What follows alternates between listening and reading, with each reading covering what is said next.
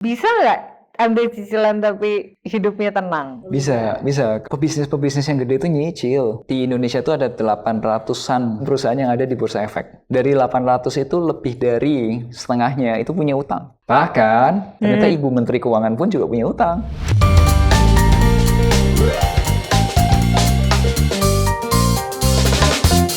Hai kredival semua, selamat datang lagi di podcast Kredivo Podcast ya, sebuah inisiatif literasi keuangan dari Kredivo. Jadi bagian dari generasi jempolan. Nah, generasi jempolan itu apa sih?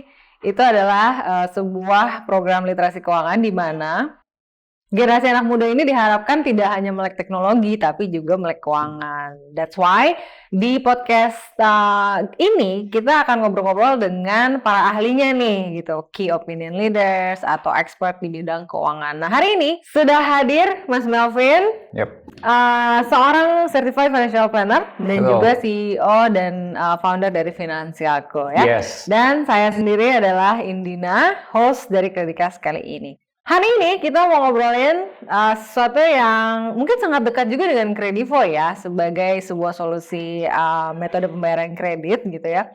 Hidup tenang punya cicilan, emangnya bisa? Bisa nggak sih? Oke, kita bahas ya. Katanya nih, orang itu dia anti banget gitu, nyicil. Dia bilang kayak kalau lo emang nggak mampu beli, ya udah nggak usah gitu kan. Kenapa nggak nabung dulu kayak gitu ya? Cicilan tuh cuma bikin ribet hidup gitu, bikin keuangan jadi berantakan gitu. Tapi ada juga di satu sisi orang-orang yang doyan banget nyicil. Kayaknya apa-apa dicicil. Kalau bisa dicicil kenapa harus cash? Nah, kebalikannya kan gitu. Nah, sebenarnya yang bener yang mana sih, Mas? Buat gue ya, nggak ada benar, nggak ada salah sih. Ada yang benar yang bilang katanya, udahlah nabung aja dulu. Nanti kalau udah punya uang baru beli. Tapi ada juga yang kayak podcastnya di Raffi Ahmad pernah ditanyain ya, apa yang membuat lu termotivasi cicilan? Oh, oke. Kalau lu saya kerja nggak termotivasi, lu nyicil aja termotivasi. Kayak Raffi Ahmad ya. Tapi kalau buatku pribadi itu adalah cicilan bisa jadi membuka peluang baru, opportunity. Gimana tuh? Jadi suatu ketika waktu itu di Jakarta naik taksi online lah ya, taksi online. Kemudian di situ aku tanya, wah ini mobilnya bagus banget nih Mas, aku lihat mobilnya baru gitu. Kayak gini-gini tuh berarti Mas punya mobil baru, kode langsung dipakai gitu. Oh ini masih nyicil kok Mas. Lalu bilang nutup nggak? Nutup. Jadi dari muter-muter, ya dia taksi online ya pasti ada penghasilan, bayar bensin, bayar perawatan, cicilan, pajak, segala. Masih bisa dipakai buat ngasih makan keluarga. That's the real gitu. Itu yang nyatanya orang melakukan itu gitu. Jadi kayak ternyata dari yang namanya produk cicilan itu tools, ternyata ada yang pakai dengan cara seperti ini taksi online ini, bapak ini bisa masih ngasih makan keluarganya, masih bisa nyekolahin anak-anaknya. Tapi ada juga orang lain yang menggunakan cicilan yang sama malah berantakan keuangannya. Jadi bukan masalah keuangan, bukan masalah produk ya menurutku, tapi masalah cara pakainya. Gitu. Jadi yang satunya membuka peluang baru, yang satunya malah jadi masalah gitu. Nah, yang jadi masalah ini contohnya? Yang jadi masalah adalah biasanya kalau beli sesuatu yang sifatnya itu buat hobi atau mainan. Nah, kalau misalnya kasus mobil tadi kan dipakai untuk kerja. Ya. Jadi dia bisa produktif, dia bisa menghasilkan pemasukan. Nah, tapi kalau belinya buat mainan, yang buat lucu-lucuan gitu ya yang ada bukan penghasilan nambah, pengeluarannya yang banyak. Ya tapi kalau misalnya ternyata memang sebenarnya dia punya daya belinya, maksudnya gimana contohnya? Untuk beli si mainan atau si barang hobi ini gimana, Mas? Contohnya gimana? Jadi sebenarnya memang dia bisa bayar cicilannya setiap bulan gitu. Oh. Tidak lebih besar dari pemasukan dia gitu. Kalau buatku pribadi gini, kalau misal kita nyicil itu kan memang kita dapat barang lebih cepat kan, beli waktu kan. Ya udah tinggal dibandingin worth it nggak sih? Oh jadi cicilan itu beli waktu ya? Waktu kan kalau misal nih kayak nih contoh yang paling gede pengeluaran kita, mungkin semua orang di Indonesia majority pakai ini KPR. Kalau kita nggak pakai KPR, kita butuh waktu kan. Misal beli tanahnya dulu, ngumpulin uang, udah baru dibangun, atau mungkin beli ya udah ngumpulin uangnya dulu, udah uangnya dibeliin rumah yang udah jadi. Itu kan butuh waktu. Tapi kalau dengan menggunakan kredit atau menggunakan KPR, bayar, ikuti persyaratannya, udah langsung bisa dipakai dulu kan. Ditinggali, ya. Iya kan, berarti kan waktu itu yang dibeli. Nah, worth it nggak? Keluar biaya tambahan untuk dapetin barang itu lebih cepat. Gitu. Benar. Jadi kayak dibandingin aja nggak apa-apa. Masing-masing orang kan tahu takaran masing-masing kan. Ya. Ya udah bandingin aja, kalau misal dia dapat dengan lebih cepat harus bayar sekian, oke nggak gitu. Ya karena itu tadi ya, menciptakan peluang atau bisa jadi sesuatu yang produktif. Jadi dia bisa mulai menghasilkan sekarang daripada dibandingkan dia harus menunggu ngumpulin uang untuk beli tadi mobil mungkin gitu ya. Dan tahu nggak sih? Mungkin teman-teman nggak merhatiin ya, karena ini case dari saya pun belajar dari klien. Tahu nggak bisnis model digital printing? Ya. Nah, itu mesinnya mahal-mahal loh. Satu mesin itu bisa sampai ratusan juta, bahkan ada yang miliaran. Itu belinya cash atau ngutang? Pasti ngutang. Utang. Utang. Ya. Jadi nanti dia kalau mereka sebutnya, istilah mereka adalah leasing. Leasing, ya. Ya, dia pakai leasing. Ya, tapi jalan nggak? Bisnisnya jalan, dia bisa bayar, oke, nggak ada masalah. Karena kan sebenarnya dengan dia bisa menyicil, atau itu kan cicilan itu kan definisinya dia bisa membayar secara berkala gitu ya. Akhirnya justru bisa mengatur keuangannya jadi lebih baik ya, Mas ya. Bisa jadi kan dihitung kan, bisa jadi ada ini ada biaya untuk bayar apa namanya, misalnya kayak tadi mobil, driver taksi online gitu kan. Cicilan kan udah jelas tuh, biasanya kan fix kan. Kalau misal kayak apa namanya, cicilan mobil kan biasa kan fix. Udah tetap nih berapa rupiah gitu. Nah, dia udah alokasi untuk bayar ini, udah alokasi buat bensinnya berapa, alokasi buat apa. Jadi dia ngejar kan target minimal sehari harus minimal sekian. Jadi nggak ada tuh yang namanya malas-malesan. Ingat cicilan. Balik lagi tadi jadi motivasi ya. Iya. Ada benefit lain nggak, Mas, tadi selain membeli waktu dan juga mungkin untuk mengatur pengeluaran tadi yang udah fix dialokasikan? Oke, kalau dalam bahasa finance ya, orang bilang utang itu tuh adalah leverage. Leverage itu nilai kali. Jadi dengan adanya pinjaman kita bisa memutar lebih gede gitu. Contoh. Misal gini, ini kan misal di dekat-dekat Lebaran, yang jualan hijab atau jualan fashion itu kan ada potensi penambahan penjualan kan. Berarti kalau misalnya ada orang yang lebih mau beli lebih banyak, berarti stok harus diperbanyak kan. Nah, kalau pakai modal sendiri, stoknya ya cuma sebatas gitu doang tuh. Nah, tapi demand-nya bakal banyak. Apa yang bisa dilakukan? Ya dia harus nambah stok dong. Nah, nambah stok, kalau dia punya uangnya katakanlah 10, tapi dia untuk nambah stok dia butuh 20 gitu. Ya berarti kan harus minjem kan.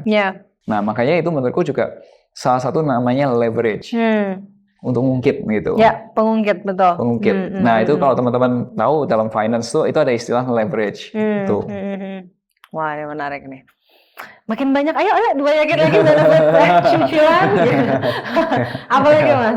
Karena kan ini ada stigma tertentu ya gitu mengenai cicilan. Ya. Itu karena yang namanya leverage itu kalau misal positif dikali makin gede, kalau negatifnya makin gede. Nah, biasanya yang orang salah lakukan adalah pertama, dia nggak ngitung, mampu bayar nggak, jatuh temponya pas nggak, terus kalau udah ini bayarnya nanti pakai uang dari mana tuh ngitung nggak gitu. Problemnya biasanya di situ. Problemnya di situ. Benar. Ya ini menarik sih, mungkin ini tujuannya ya gitu, supaya kita punya balance view gitu ya, karena ini adalah sebuah fasilitas yang sekarang dibuat sangat mudah gitu ya, dibuat available buat banyak orang, tapi bisa digunakan jadi berguna atau bisa jadi menyusahkan gitu ya. Betul. Nah, kalau misalnya ngomongin kebutuhan tadi ya, kebutuhan apa sih yang baiknya dicicil versus mendingan dibayar cash? Ada nggak kriterianya? Sudut pandangku pribadi, tapi mungkin orang lain bisa punya pendapat berbeda ya. Sudut pandang pribadiku adalah, kalau aku pribadi akan nyicil barang-barang yang sifatnya produktif atau bisa menghasilkan pemasukan. Contohnya belajar dari driver taksi online. Itu kita belajarnya dari case itu gitu. Itu menurutku ya mungkin buat orang bilang itu karena kepepet gitu. Tapi itu cara yang paling benar kan. Ya punya sesuatu, beli barang sesuatu, contohnya di situ mobil, kalau mobilnya bisa menghasilkan pemasukan, ternyata pemasukannya itu bisa nutup pengeluarannya dan cicilannya gitu. Ya, itu menurutku itu bagus. Itu. Berarti di luar itu? Di luar itu, kalau aku pribadi, aku ngitung-ngitung, kalau misalnya nggak terlalu mepet, enggak. Oke, oke, oke, oke. Tapi sekarang sebenarnya kategori produk atau jasa yang dibilang produktif dan tidak dan konsumtif itu udah agak blur nggak sih? Udah lebih blur? Kalau ikut definisinya perbankan blur. Karena kalau kredit mobil kayak tadi disebutnya konsumtif. Kalau di kredit mobil. Jadi kalau misal tadi taksi online tadi, Ya. itu kan kredit kendaraan bermotor, KKB gitu ya. Itu kalau di tempatnya perbankan itu sifatnya adalah kredit konsumtif. Ya. Tapi intinya gini aja. Kalau aku ya, intinya gini, untuk membedakan produktif dan konsumtif ini. Kalau aku beli barang ini, katakanlah beli barang gelas ini misal. Nah, kalau gelas ini bisa menghasilkan pemasukan buatku, itu produktif. Betul, betul. Contoh, Vin beli Rolex, jam mahal. Ya walaupun nggak pakai, nggak punya gitu ya. Tapi beli Rolex tuh produktif atau konsumtif? Tergantung. Tergantung. Kalau Rolexnya disewain, Baru dengar ya nih. kan? Siapa tahu kan ada yang butuh flexing, ada yang butuh nikahan gitu ya, nikahan kelihatan keren gitu kan, ada kebutuhan itu gitu. Disewain dan ternyata itu bisa balik modal, ya itu produktif. Beli drone itu tuh produktif atau konsumtif? Ya kalau misal itu ternyata dipakai buat mungkin ada acara outing atau ada acara apa, kalau harus ada kebutuhan untuk di syuting gitu lah ya, yang terbang keren gitu. Dan ternyata balik modal, ya why not? Ya why not gitu kan? Ya maksudnya anything gitu. Mau beli mobil mahal gitu, mobilnya buat wedding car gitu, ya nggak apa-apa juga. Berarti balik lagi ke ini ya, productivity dan otak kreatifnya mungkin ya, gitu. Otak cuan ya. Otak cuan, bener. Nyari cuan. Iya. Tapi ada nggak mungkin tadi udah belajar dari klien, ada nggak yang satu terbelit gitu karena cicilannya, yang kedua justru malah terselamatkan gitu keuangannya karena dia akhirnya mencicil. Ada nggak, Mas? Kalau yang terselamatkan salah satu contohnya menurutku sih itu ya. Tadi yang punya mobil itu tuh salah satu taksi online itu salah satu yang ya keluarganya anaknya bisa sekolah lah kan. Bisa nyekolahin anaknya lebih gitu. Itu contoh yang bagus. Yang terbelit banyak. Kalau yang nyicil jadi nggak beres banyak ya? Banyak, dari zaman dulu itu. Iya, kalau itu jadi zaman dulu. Tapi berarti balik lagi gimana caranya dia ngukur kemampuan dirinya sendiri ya? Betul. Ada nggak, Mas, nih ajarin dong metodenya atau langkah-langkahnya untuk mengecek kelayakan diri sendiri gitu. Apakah sebenarnya gue ini kemampuan untuk menyicilnya segimana sih, besarannya juga seberapa gitu? Jadi gini, ini rule of thumb ya. Jadi kalau teman-teman mau ngitung dari penghasilan kali aja maksimal 35%. Kalau kita mau ngajuin KPR itu salah satu cicilannya itu dihitung ini berapa besar nih dibandingin penghasilan, itu aturan bank. Kalau lebih ya berarti nggak di-proof gitu kan? Itu kan SOP kan, SOP bank. Ya, jadi ya itu kurang lebih aja. Berarti kalau income 10 berarti maksimal 3,5 juta gitu. Itu aturan bank ya seperti itu. Tapi bukan berarti karena 35% berarti kita bisa maksimalkan gitu. Kalau nggak punya kita maksimalkan, nggak gitu juga ceritanya. Tapi kalau memang ada kebutuhan, misal katakanlah beli properti dan itu memang sebuah kebutuhan penting ya seperti itu. Terus kalau udah periode bayarnya nih, kira-kira kalau bayarnya tuh per tanggal berapa, gajian tanggal berapa, bayar tanggal berapa. Jadi tanggal bayarnya itu di match, dipasin gitu. Nah pada ketiga, aman nggak sih dengan posisi pemasukan saat ini? Jadi contoh kayak gini. Kemarin tuh saya diundang salah satu podcast juga, dia menceritakan gini. Pada saat pandemik ada beberapa perusahaan yang melakukan efisiensi. Pas waktu Delta, zaman Delta. Nah, terus kemudian ada beberapa orang yang lagi jalan properti KPR-nya itu tahun kedua, tahun ketiga. Nah, itu terus ada case-nya gimana? Ya, itu kan kena kalau ketika terjadi efisiensi, terjadi ketika PHK atau layoff di saat Delta. Ya, kita tahu lah ya waktu Delta kan memang benar-benar susah kan. Jauh lebih susah daripada sekarang kan. Nah, kalau udah kayak gitu gimana? Nah, itu berarti kan nggak terlalu aman ternyata. Tapi kan itu hal yang nggak terduga kan, Mas? Gitu. Mungkin ketika dia planning, ketika dia ambil cicilannya, ya dia mungkin tidak memperhitungkan itu ya. Jadi kita belajar dong. Berarti kita dari case itu, saya pun juga belajar dari case itu. Pertanyaan itu waktu itu saya juga mikir ya, solusinya apa? Ya berarti bisa jadi dana darurat kita perbesar tuh salah satunya juga harus mempertimbangkan cicilan.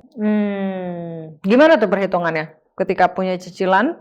Paling enggak dana darurat itu tuh gini, mau ada cicilan atau enggak, dana darurat itu kalau bisa tuh 6-12 kali pengeluaran bulanan termasuk cicilan.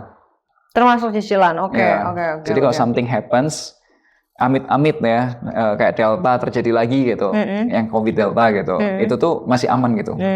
Masih bisa bayar cicilan ya. Ya amit-amit itu terjadi gitu. Tapi kan karena itu kan disaster ya, boleh dibilang kayak apa, pandemik kan. Ya. Gitu. Oke. Ada lagi mungkin tips-tipsnya lain sebelum akhirnya memutuskan apakah mau mengambil cicilan atau enggak? Kalau menurutku satu sih itu tadi yang beberapa poin yang penting. Satu, harus tahu dulu ini tujuan apa namanya untuk ambil cicilan ini tuh buat for having fun atau benar-benar bisa menghasilkan penghasilan tambahan atau apa. Kalau saya pribadi lebih cari yang untuk bisa menambah penghasilan. Definisi menambah penghasilan tidak harus beli rumah, tidak harus beli mobil. Tadi seperti drone, seperti ekstrimnya mungkin beli sneakers bagus. Buat buka ya siapa tahu disewain atau siapain. Tetap ya disewain. Terus kadang kalau misal untuk invest, hati-hati. Cicilan itu kan sifatnya tagihannya rutin ya per bulan. Biasanya kalau cicilan tuh pokok plus bunga atau juga mungkin ada yang pengembalian dalam sebulan tuh semuanya dikembaliin gitu. Nah kalau di invest, hati-hati. Jadi kalau ada orang yang mau nyicil untuk invest, boleh nggak? Itu investasimu itu, yang ini kan yang tagihannya kan udah pasti fix segitu. Nah hasil investasinya fix nggak? Kalau hasil investasinya fix dan itu bisa nutup pokok plus bunganya ya nggak apa-apa, hitungannya masuk. Tapi kalau ternyata yang satunya fix, yang satunya hasil investasinya bisa naik, bisa untung, bisa rugi, ya jangan. Itu namanya gambling. Oke. Hati-hati. Itu yang pertama, fungsinya utangnya mau buat apa? Kedua, kalau bisa tadi hitung-hitung dulu nih, cicilannya mampu bayar nggak? Berapa rupiahnya, tanggalnya match nggak? Itu. Nah yang ketiga, kalau bisa income-nya digedein. Kalau bisa punya sumber income tuh bisa lebih dari satu, itu paling idealnya kayak gitu. Terus yang keempat tadi tuh punya dana darurat. Oke. Tuh. Tapi ini saya mau mengangkat salah satu benefit lain dalam mengambil cicilan ya gitu, yaitu bisa membangun skor kredit. Oh, iya benar. Ya. Nah, itu benefitnya apa Mas untuk membangun skor kredit? Mungkin Mas Melvin bisa. Itu benar. Itu benar. Kenapa saya suka pakai kartu kredit dulu? Zaman dulu kan belum ada nih yang sejenis Kredivo zaman waktu lulus kuliah. Kenapa suka kartu kredit? Atau suka pakai kredit gitu? Bahkan isi bensin aja pakai kartu kredit. Karena skor kredit itu penting. Jadi teman-teman yang nggak mungkin baru awam di situ ya. Jadi kalau kita mau ngajuin KPR atau mau ngajuin pinjaman-pinjaman yang gede, itu kan bank harus lihat kamu ini bisa dipercaya nggak sih? Ya kan kayak harus ada ujiannya dulu dong. Kalau uang kecil aja kamu, pinjaman kecil aja kamu nggak beres nih bayarnya, suka-suka telat, kadang bayar, kadang enggak. Apalagi uangnya lebih gede gitu kan, bahaya. Ya makanya ada yang namanya credit score. Ya, nah credit score itu terbentuk dari apa? Ya dari pengalaman kita sebelumnya nih, kalau kita dikasih pinjamannya lebih kecil, bayarnya tepat waktu, jumlahnya pas, terus kalau sudah nggak ada masalah, mungkin yang tadinya pinjaman limitnya 5 juta, naik dikit ke 8 juta, mungkin 8 juta naik ke 10 juta, terus aja naik terus gitu. Asik. Nah ini soalnya Kredivo juga sebenarnya aktif banget untuk mengedukasi user atau pengguna-pengguna kita Mas Melvin gitu. Jadi bagaimana satu tadi untuk digunakan untuk sesuatu yang produktif, yang kedua itu mengukur kemampuan finansial diri sendiri gitu. Jangan sampai akhirnya nggak bisa bayar, karena itu juga yang sesuatu yang kita tidak ingin gitu ya. Dan yang ketiga itu tadi sih mengedukasi tentang skor kredit gitu ya, gimana sebenarnya cicilan itu bisa melatih habit juga gitu ya, dan sebenarnya bisa melatih tanggung jawab mungkin ya gitu. Dan kedepannya itu mungkin bisa mengambil cicilan yang jauh lebih besar lagi gitu. Nah karena sekarang udah banyak solusi nih ya yang menggunakan cicilan yang menggunakan teknologi atau pembayaran kredit yang menggunakan teknologi seperti Kredivo. Nah Mas Melvin memandangnya seperti apa?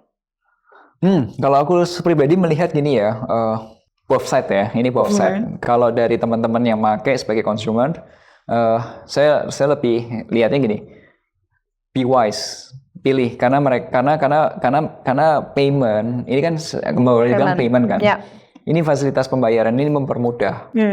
Nah, be wise, pakai dengan yang benar gitu. Jadi jangan sampai karena dipermudah terus kalau semuanya ngawur gitu makanya. Itu. Nah, tapi kalau buat industrinya, my suggestion kalau waktu boleh saran juga diarahkan juga untuk ke hal-hal yang lebih baik. Supaya apa? Supaya industrinya bisa bertumbuh lebih gede. Maksudnya gini, kalau ternyata si customer atau nasabah itu make dengan yang baik, dia bisa bayar, kredit scoring-nya terbentuk, artinya kreditnya bisa bertumbuh. Contoh gini, kalau misal kayak tadi beli handphone gitu, iPhone terbaru gitu. Ternyata yang beli adalah content creators atau ibu-ibu atau bapak-bapak, ibu-ibu sih ya, yang suka jualan di TikTok. Oh enggak sih, TikTok shopping itu. Ya. Yang ya itu kayak yang ngomong gitu di depan ngomong gitu. Terus ternyata cicilannya jalannya rapi. Kalau dia bisnisnya makin gede, ya dan nanti kebutuhan pinjamannya bisa lebih gede lagi. Itu kan bertumbuh terus. Ya. Itu jadi lebih sehat gitu menurutku. It's fine gitu. Makanya saranku ke industri edukasiin juga ke orang-orangnya dengan adanya payment ini tuh tujuannya ini bisa membuat nasabah bisa bertumbuh juga. Jadi didorong untuk ke situnya gitu instead of yang negatifnya. Gitu. Jadi biar industrinya tumbuh, nasabah tumbuh. Nah, nasabahnya juga be wise. Ternyata dengan cara ini mereka juga bisa mempermudah hidupnya mereka. Bisa mempermudah pekerjaannya mereka, bisa membuat ya tadinya misal nih di TikTok videonya burem nggak laku gitu kan. Nah dengan adanya gadget yang bagus, dibayarnya juga lebih fleksibel dan lain sebagainya, juga masih bisa kehitung dengan omset penjualan atau keuntungan penjualannya. Ya bisnisnya tadinya ibu-ibu ini jualannya satu fashion doang. Siapa tahu merambah ke perlengkapan bayi. Jadi dia punya divisi baju online, dia yang jualan di depan kamera, kalau dia punya mungkin sepupunya dia dikerjakan jualan pakai iPhone kedua, dia nyicil lagi untuk jualan yang baju untuk perawatan bayi, lagi gitu.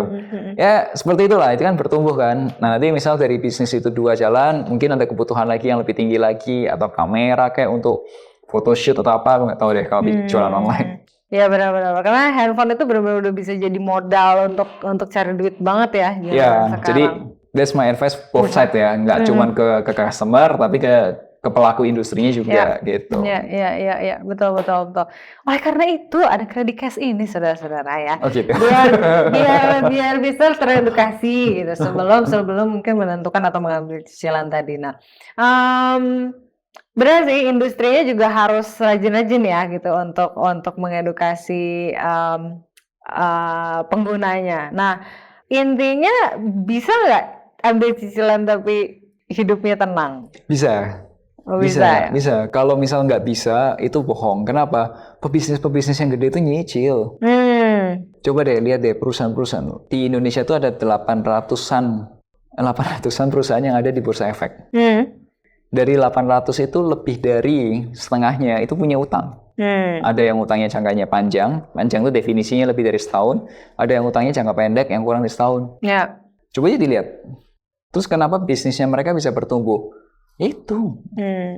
Ya jadi kalau ditanya bisa nggak? Bisa, tergantung hitung-hitungannya. Makanya dihitung dengan benar. Nah kalau misal teman-teman lihat deh. Kalau orang-orang yang kaya tapi laporan keuangannya dibuka, itu banyak kan pejabat, namanya tuh LKHPN LKHPN. Nah di situ tuh bisa ketahuan tuh punya uang berapa, utangnya berapa. Bahkan, mohon maaf nih ya, yang kemarin di berita itu ternyata Ibu Menteri Keuangan pun juga punya utang. Oh iya benar. Itu udah ada di fakta ya. Nanti mungkin boleh dicari di berita. Ada. Siapa tahu nanti bisa tempelin di sini gitu beritanya. Ada gitu. And it's fine. Yang diutangin tuh utang properti. Ya, properti. Menarik. Berarti balik lagi tadi sebenarnya cicilan sebagai atau kredit itu atau utang sebagai leverage tadi ya gitu. Tuh, ya yang nggak boleh itu kalau yang wah ada tas bagus nih, mereknya ini nih, beli pinjam gitu. Nah itu. Mungkin besaran utang harus sama dengan otak cuannya kali ya. Tadi gitu, semuanya bisa diduitin gitu loh semuanya ya. Akhirnya selalu bukan hanya balik modal mungkin gitu ya, tapi justru malah jadi lebih ada profitnya gitu loh jadi ada. Yes. Ada lagi Mas mungkin tips untuk hidup tenang biarpun punya cicilan? Ya tadi itu intinya kalau dari aku udah cukup sih itu kayak aku bilang dengan cara berpikir itu Itu yang aku pelajari dari orang-orang yang klien-klienku, individu atau keluarga yang mereka jauh lebih kaya daripada aku, dan aku belajar dari mereka, oh ternyata cara kerja mereka tuh seperti ini. Oh ternyata bisnis digital printing itu ternyata pakai modal pinjaman leasing. Ternyata begitu leasingnya beres, tahu nggak apa yang terjadi? Buka cabang kedua, leasing lagi. Leasing lagi, ya. Kalau di kota itu udah penuh, apa yang dilakukan? Buka di luar kota, ngutang lagi. Apa nggak tambah kaya itu? Benar. Ya itu pelajaran yang aku dapat dari ya my clients. Nggak cuma satu itu, peternakan ayam pun juga begitu. Kemudian ada juga yang punya apa lagi bisnisnya, baju online di saat-saat bulan saat-saat puasa gitu, sebentar lagi Lebaran, yang biasanya bikin hijab itu nambah stok loh mereka. Utang itu juga utang. Gitu. Jadi itu. Wow, iya ya. Justru kalau misalnya orang udah dapet nih gimana cara ngitungnya dan tahu gimana manfaatinnya, tahu manfaat dan resikonya lah ya, dua-duanya. Sebenarnya justru malah bisa jadi apa ya? Jadi gampang banget untuk sarana cari duit juga ya sebenarnya ya. Ya. Bisa dari apa aja, dan semua barang kan sekarang udah bisa sebenarnya udah bisa dicicil gitu ya, karena kan sekarang Kredivo sudah tersedia nih di e-commerce, dan di e-commerce apa coba yang nggak ada ya kan saudara-saudara. Bisa masuk aja nih ya. Baik, ini kan biar balance hidup itu harus balance. Ya memang semuanya balik lagi ke perorangan, karena memang sebagaimanapun juga sebuah fasilitas yang memberikan kemudahan ya kan harus teredukasi dulu, harus sadar juga, harus ngitung-ngitung juga gitu kan, kira-kira supaya ini bisa jadi bermanfaat buat dia. Yang pro and cons. Ada pro dan cons-nya, betul. Yang penting harus sebagai pengguna tuh harus teredukasi ya. Makanya sebelum menentukan platform mana juga yang mau dipakai, mungkin harus dicari tahu dulu semuanya ya gitu. Nah, kalau platform mana yang cara pakai kayaknya Mbak El lebih paham deh.